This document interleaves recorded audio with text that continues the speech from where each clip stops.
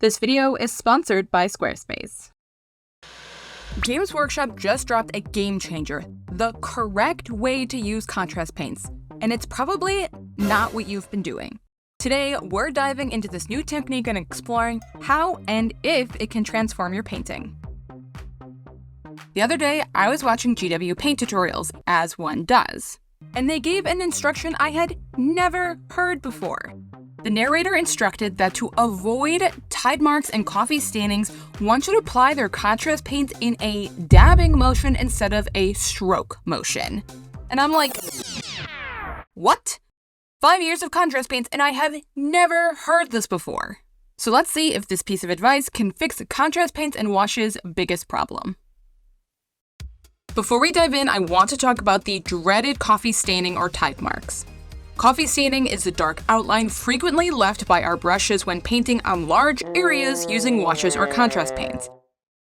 It can also look like these unfortunate brushstrokes you see here. For this reason, such paints are almost uniformly recommended for areas with texture, not smooth surfaces. But today, we're going to put this new technique to the test. I'm excited to be painting Claw Lord on Gnaw Beast for this video, following the official color scheme. I'm not much of a Skaven fan, but when I saw this small, armored angry rat riding a larger decomposing angry rat, I decided it was too cool to pass up. Time to paint. Using a B-list round brush with a large belly, I'm loading my brush with Ball Red. We don't want the brush to be dripping wet, but definitely loaded to its full capacity. Using a stamping motion, I'm starting at the top of the armor and working my way down. While I am applying a thick layer, we don't want it to be so thick that it could lose detail. We just want an opaque layer. Then I'm picking up points of pooling with my near-empty brush and dispersing that same paint across the model before reloading and continuing in the same pattern. The part I'm most interested in is the fabric. I'm sure the armor will turn out fine. Though the areas are smooth, the areas are small enough that the contrast paint should handle them no problem. But the cape is an area I would normally hesitate to use contrast or shades on due to its size and rather smooth nature. This red is going on quite beautifully, and I'm impressed at the lack of brush strokes and smooth finish it's giving me. It will be interesting to try this with other colors to see how it performs elsewhere. So far, it's looking good. Before moving on to the other side, I'm once again sopping up any unwanted pooling.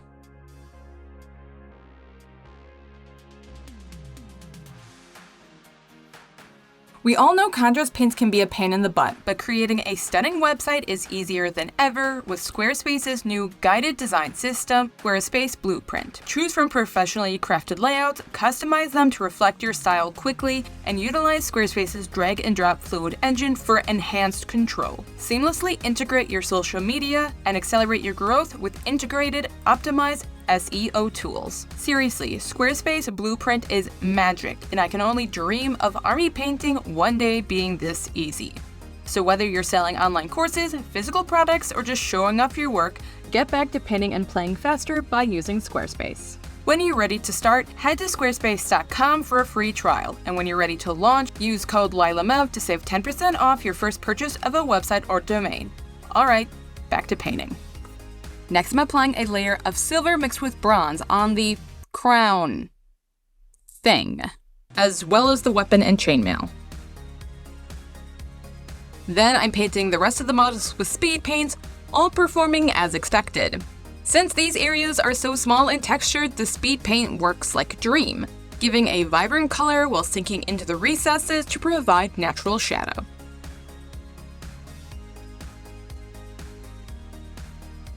While I paint some little details, let's look at what we have. The ball red is gorgeous. It's vibrant and smooth and does not look like contrast paint at all. But that also means there is no contrast. Unfortunately, that is just part of ball red, so while this application looks amazing, let's try other paints to compare. Here I'm testing out dabbing versus brushstrokes with several different colors from both Citadel contrast paints and Army Painter speed paints, my two preferred one-coat paint brands. So, did it work? Maybe. I think there was a slight improvement, but not enough for me to start using these types of paints in large open areas. The application was certainly less splotchy, but splotchy nonetheless. Okay, maybe only some colors were less splotchy.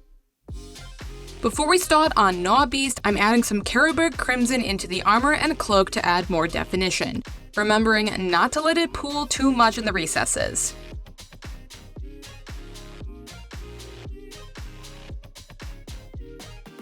Now this armor is gorgeous.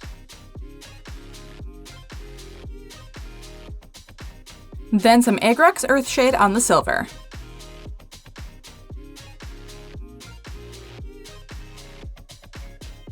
So we've seen what this can do with contrast paints, but what about washes or shades? I'm starting by applying a light brown base coat to the skin and fur of the Gnaw Beast, then hitting the tail and those infected raw areas with a light pink. I'm applying a heavy dose of Reikland Flesh Shade over the brown areas, dotting it on exactly as before, starting at the top of the model and then dotting my way down across the surface. Once again, being careful not to let the wash pool unnaturally. I like to choose natural breaking points for where I stop and start my stamping motion. Painting the entirety of this side and then on the other side is far easier than painting the whole thing at once, or breaking it up into smaller sections like painting the arm, the side, and then the leg. We want to work as quickly as possible before giving the paint any chance to dry. Then I'm repeating the same thing using Carroburg Crimson in the pink areas, Warpstone Green on the stones, and Wildwood on the wood of the base.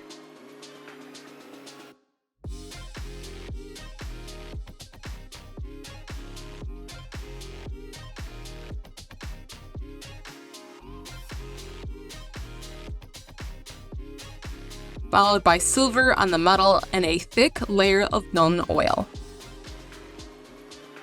Alright, and here's our finished model.